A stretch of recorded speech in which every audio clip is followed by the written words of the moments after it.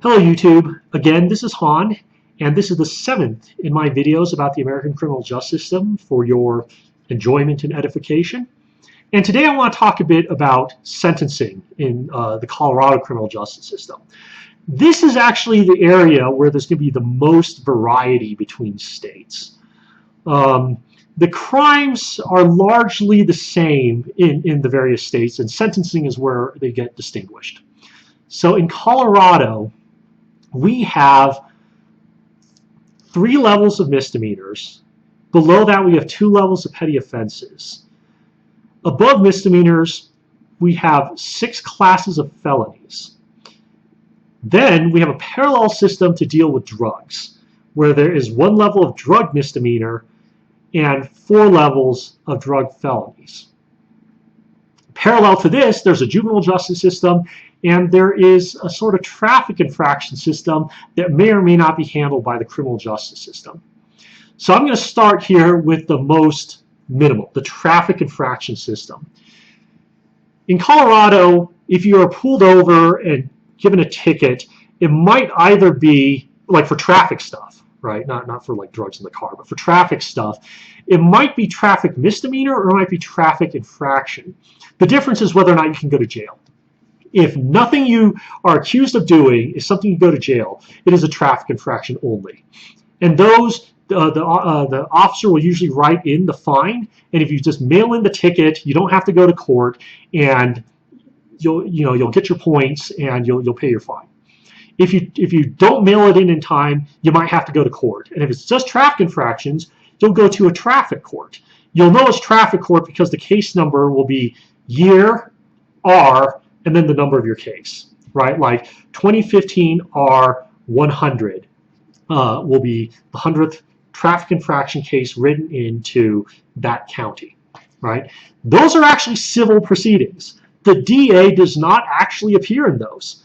What will happen is sometime in the forgotten past, the district attorney's office will have given the court basically a plea schedule of stuff saying that if it's 4 points, we're offering 3 points. If it's 3 points, offer 2 points or something like that, right?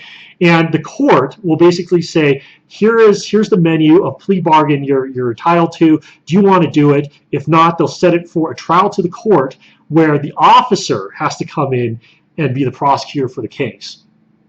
If the officer comes in and proves the case, then you get the points and get fined. If the officer doesn't show up, you get acquitted. If you don't show up, you can actually be defaulted.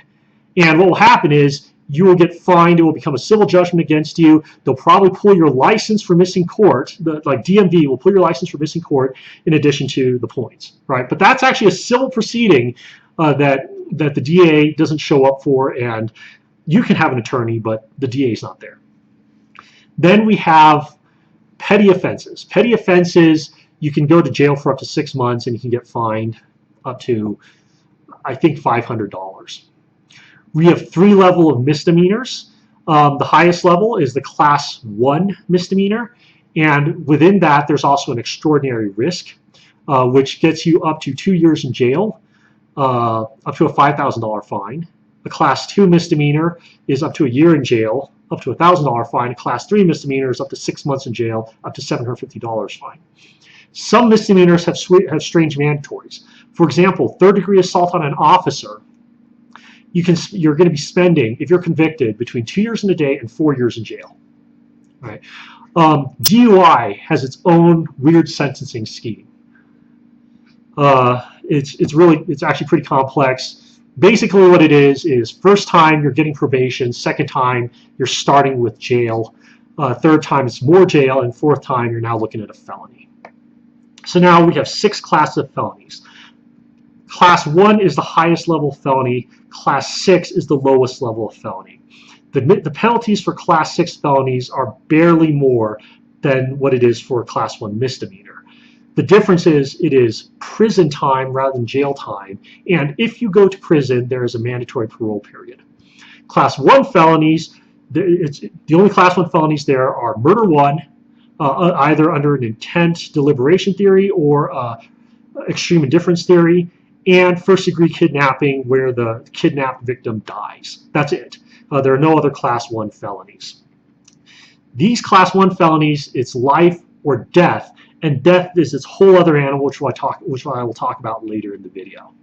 Everything else, you're talking about some prison time where they're basically doubling the range of prison. So a class 5 felony, you're looking at 1 to 3 years, a class 4, 2 to 6, a class 3, 4 to 12, a class 2, 8 to 24, right? That's the general presumptive range of prison time, and the length of the mandatory parole period also increases as you go up. Just for some context, aggravated robbery, that is robbery, which is taking a thing of value by force with a deadly weapon or something that looks like a deadly weapon, is a class 3 felony. Second degree murder is a class 2 felony.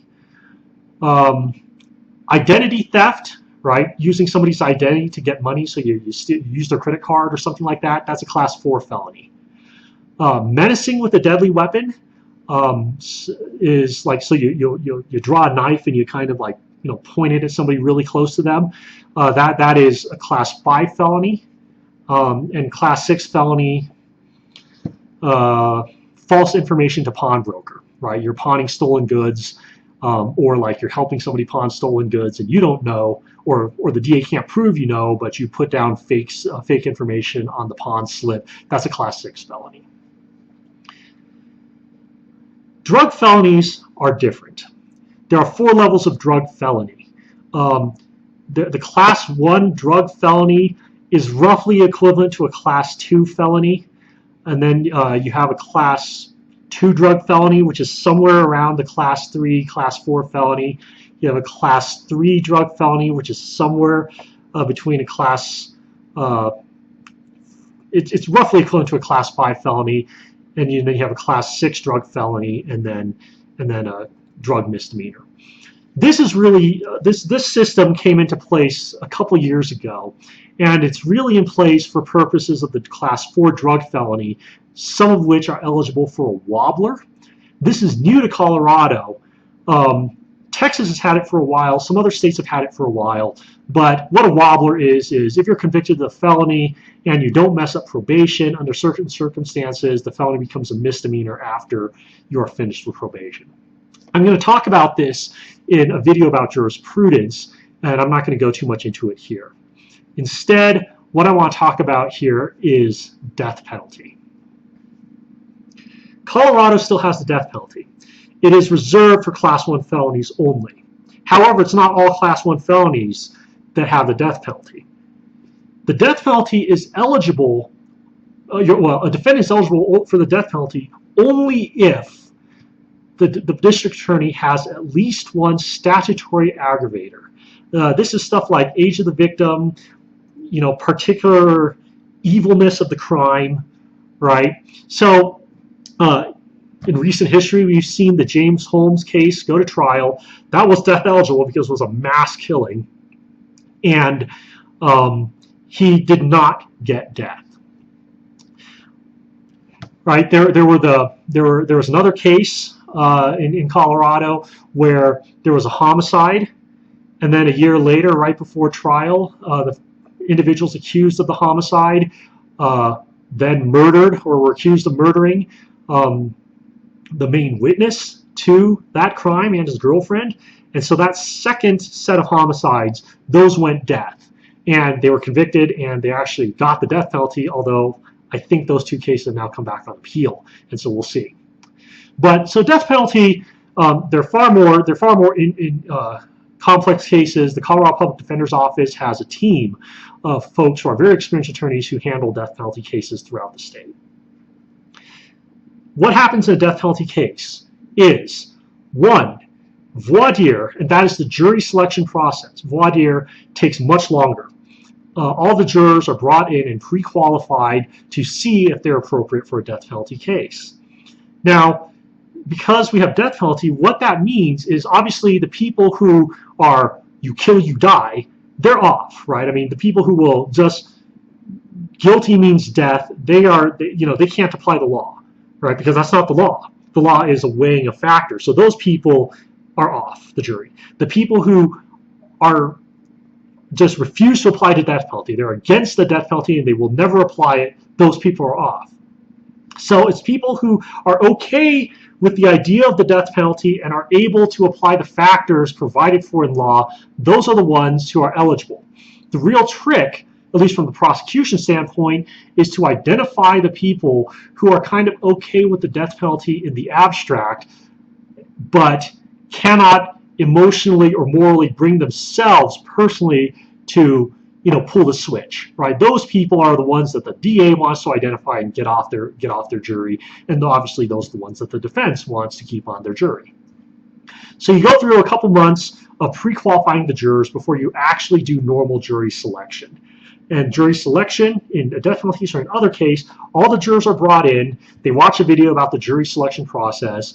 The district attorney ask them questions, the defense attorney asks them questions, the judge might ask them questions, and both sides will make challenges. There are two types of challenges. There's challenges for cause, which is the juror is statutorily not qualified, like not a U.S. citizen, for example, or the juror just cannot be fair, right? Like for example, in a drunk driving case, if the juror's wife got killed by a drunk driver, there's a real sense that maybe it just hits too close to home, and he might be better for a different type of case, but it hits too close to home and he can't be fair.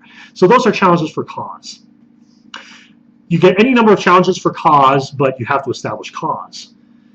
Then there are preemptory challenges. This is sort of the attorney's gut feeling that this guy might not be good for them. The DA and the defense attorney get the same number, and the number of challenges depends on the level of case and how many alternates there will be. And so the attorney can kick this person for any reason or no reason, so long as it's not a bad reason, like not liking blacks or something, right? That's going to draw what's called a Batson challenge based upon the U.S. Supreme Court case, and you have to have a non-racist reason for kicking the juror. So that's the same in any case, including death penalty cases. But what the jurors will do in a death penalty case is after they find the defendant guilty, obviously if they find the defendant not guilty, right, or guilty of something lesser, then death penalty is off the table. If the defendant is found guilty, then it goes to another phase of the trial where the DA has to prove beyond a reasonable doubt unanimously that at least one statutory aggravator exists. If they cannot do that, sentence defaults to life. And in Colorado, life actually means life. It's life without a possibility of parole. If they do, then you move on, and now the defense gets to present evidence so that the jurors can weigh and balance whether they think the aggravating factors outweigh the mitigating factors such that the defendant should be executed. If they unanimously do so, the sentence is death, and then it goes on to automatically appeal to the Colorado Supreme Court. If they do not, or they cannot agree, right? So if they unanimously decide that it does not outweigh, sentence defaults to life. If they cannot agree, sentence defaults to life. So that is how death penalty works in Colorado. It is a system where the jury actually decides the sentence. It's the only time the jury decides the sentence in Colorado rather than the judge. This has been going on for close to 15 minutes, I think. So thank you for watching. Leave your questions and comments below, and I'll see you next time.